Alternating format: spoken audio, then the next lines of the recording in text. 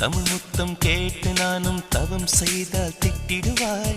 இதையாலே என்னை நெருங்கி இங்கிலீஷ் முத்தம் கொட்டிடுவாய். வினோதமானவளே,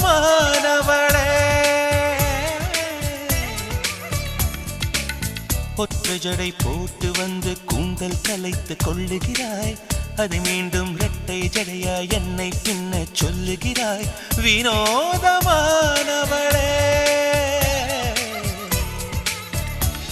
உன் குழந்தை பருவத்து புகைப்படம் அதிலே முகம் மட்டும் காட்டுவாய். நம் திருமணம் முன்பே குங்குமப்பூவை வாங்கி வாங்கி சேர்க்கிறாய். என் வினோதமானவளே,